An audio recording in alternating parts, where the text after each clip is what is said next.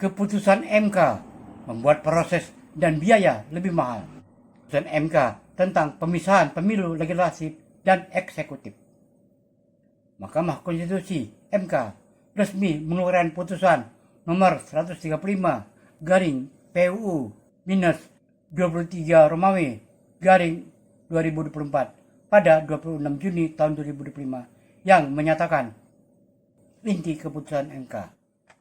Pemilu nasional untuk presiden dan wapres, DPR RI dan DPD RI dipisah, dan pemilu daerah untuk DPRD serta kepala daerah. Pemilu nasional akan digelar lebih dulu, diikuti pemilu lokal sekitar 2 sampai 2,5 tahun setelahnya. Pelaksanaan nomor ini akan dimulai pada tahun 2029, menggantikan sistem serentak 5 kotak sebelumnya. Rangkaian reaksi yang mendukung. KPU menyambut baik perubahan ini, menyoroti pengurangan beban kerja dan kejenuhan politik bila pemilu dipisah. Pakar Bivitri Susanti menilai keputusan ini berada dalam koridor tugas MK dan masih sesuai mandat konstitusional. Mahfud MD, mantan ketua MK, menyatakan keputusan ini lebih pada penyelesaian kerumitan hukum daripada keputusan politik. Ia berharap legislasi segera merumuskan undang-undang yang sebagai tindak lanjut menentang. Fraksi DPR dan Gerindra dari Gerindra, menurut Supriyanto, menilai MK masuk ke tanah pembuat undang-undang dan melanggar pasal 22E Undang-Undang 1945 karena memecah siklus 5 tahunan. Partai Nasdem, Lestari Murdiat Saat Mustafa menegaskan keputusan ini inkonstitusional dan bertentangan dengan Undang-Undang 1945 dan putusan MK sebelumnya.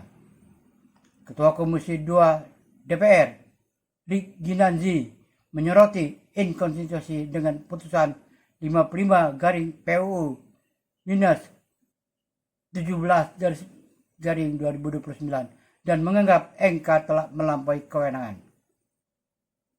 Wakil Balik DPR, Ahmad Doli, menyebut putusan ini memaksa revisi Omnibus Undang-Undang karena banyak bagian yang harus diubah. Kesimpulan, putusan MK ini merupakan tonggak perubahan besar dalam sistem pemilu Indonesia, meskipun memiliki tujuan meningkatkan kualitas penyelenggaraan yang memicu polemik serius antara kewenangan lembaga dan prinsip konstitusional. Kini, DPR dan pemerintah dituntut segera menyusun RUU turunan agar implementasi mulai tahun 2009 berjalan sesuai hukum. 1. Dampak legislasi. Apa yang harus diubah? Putusan MK membuat banyak undang-undang pemilu dan pilkada harus direvisi. Ini masuk Undang-Undang Nomor 7 garing 2017 tentang pemilu. Saat ini mengatur pemilu serentak 5 kotak presiden RI, DPR, DPD, dan DPRD. Provinsi, kabupaten, sehingga tidak berlaku lagi mulai tahun 2029. Undang-Undang Nomor 10 tahun 2016, pilkada selama ini disinkronkan agar berlangsung bersamaan 5 tahun sekali. Jadwalnya harus diatur ulang. Undang-Undang Nomor 23 tahun 2014 tentang pemerintahan daerah terkait masa jabatan kepala daerah dan penyesuaian dengan jadwal pilkada baru. Undang-Undang MD3, MPR, DPR, DPD, DPRD.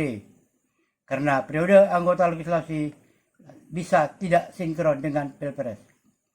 Undang-Undang Nomor 24 tahun 2003 tentang MK, beberapa pihak menuntut pembatasan kewenangan MK setelah putusan ini. 2. Kesiapan regulasi. Apakah KPU dan pemerintah siap? KPU RI menyatakan siap menyesuaikan sepanjang ada revisi undang-undang sebelum tahun 2007 sampai tahun 2028. Keputusan teknis baru mencakup 2 kali logistik besar untuk pemilu nasional dan lokal secara terpisah. Anggaran pemilu meningkat bisa 2 kali lipat karena penyelenggaraan terpisah. Penyesuaian tahapan 2 pemilu besar dalam 1 periode Penyesuaian tahapan 2 kali pemilu besar dalam 1 periode 5 tahun. Rekrutmen tugas ad hoc 2 kali bisa berisiko kekurangan SDM di daerah. Pemerintah via Mendagri dan Bappenas menyatakan masih perlu kajian fiskal dan teknokratis, terutama bila harus menyiapkan 2 sistem elektoral besar. 3. Reaksi partai politik, pro kontra mendalam. Pro yang mendukung. PKB Muhaimin Iskandar, beban rakyat dan penyelenggaraan lebih ringan. PPP, efektivitas dan efisiensi pemilu meningkat. KPU RI, penyelenggaraan teknis lebih struktur dan aman bagi KPPS.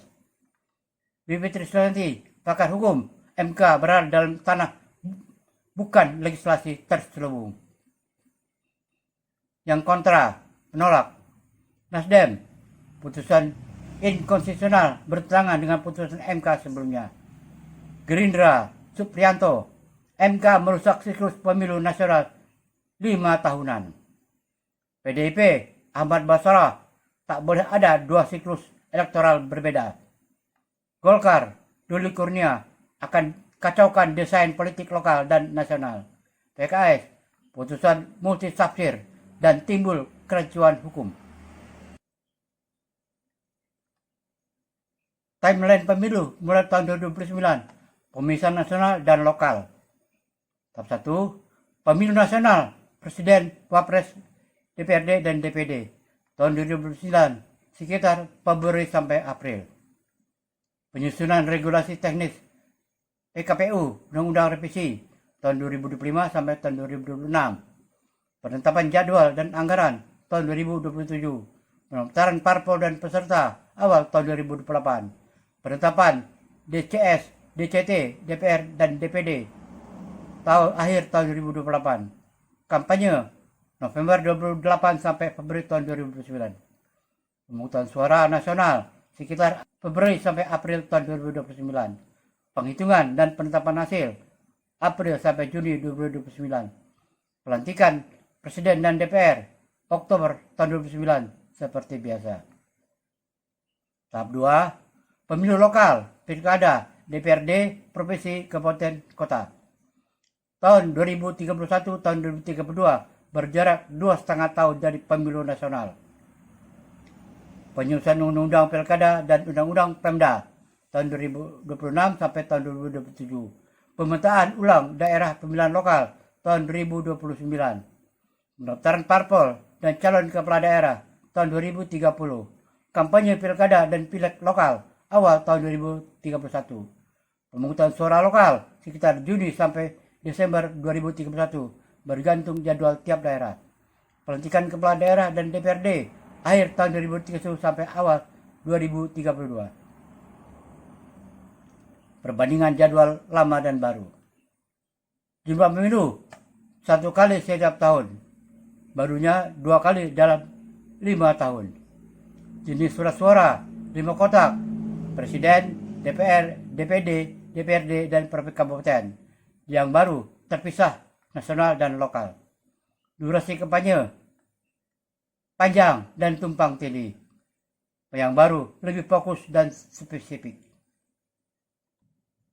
Beban tinggi, banyak KPPS meninggal.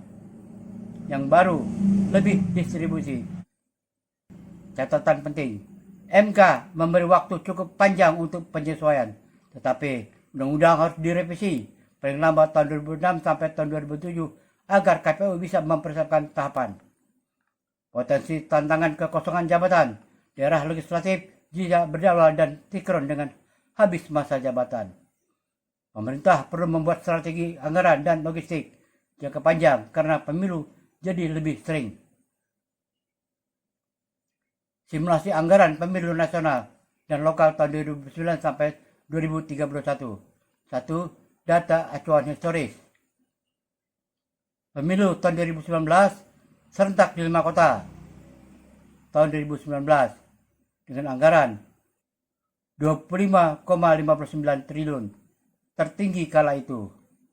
Pemilu tahun 2024 serentak tahun 2024 dengan anggaran 76,6 triliun rupiah, termasuk hibah ke daerah dan logistik meningkat. Pilkada 2024 lokal serentak tahun 2024 lebih kurang 27 triliun rupiah.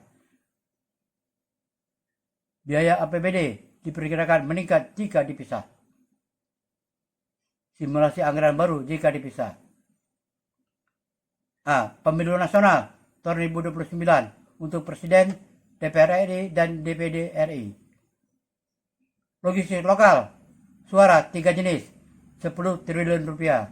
Honor KPPS, PPK, PPS, dan yang lain, 30 triliun rupiah. Kampanye alat peraga sosialisasi, 8 triliun rupiah. IT dan rekap digital, 5 triliun rupiah. Pengamanan dan distribusi, 6 triliun rupiah. Total kurang 59 triliun rupiah. Pemilu lokal tahun 2031 untuk DPRD, Gubernur, Bupati, dan Wali Kota. Surat suara 4 jenis di banyak daerah. Estimasi biaya 12-15 triliun rupiah. Honor KPPS dan peninggalan lokal 25-30 triliun rupiah. Pengamanan daerah 5 triliun rupiah. Logistik dan distribusi antar daerah 8-10 triliun rupiah. IT lokal, rekap digital per kabupaten 3 triliun rupiah. Total 55-60 triliun rupiah. Total anggaran 2 pemilu tahun 2009 dan tahun 2021. Pemilu nasional tahun 2029 lebih kurang 59 triliun rupiah. Pemilu lokal 2031 lebih kurang 58 triliun rupiah. Total keseluruhan 5 tahun lebih kurang 117 triliun rupiah. Catatan, jumlah ini hampir 2 kali lipat dibanding sistem serentak tahun 2024, 77 triliun rupiah. Pemerintah perlu menganggarkan secara bertahap, tidak bisa disatukan di 1 tahun fiskal. APBD akan terbebani lebih besar di tahun 2031 karena sebagian pilkada tetap dibiayai daerah. Rangkuman singkat, jumlah pemilu 1 kali 77 triliun rupiah, 2 kali lebih kurang 117 triliun rupiah. Beban KPPS tinggi sekali, terpisah terdistribusi. Jadwal 1 tahun, sistem terpisah 2 tahun berbeda. Risiko logistik menumpuk, terpisah terbagi. Efisiensi biaya lebih efisien. Kalau terpisah kurang efisien, anggaran naik.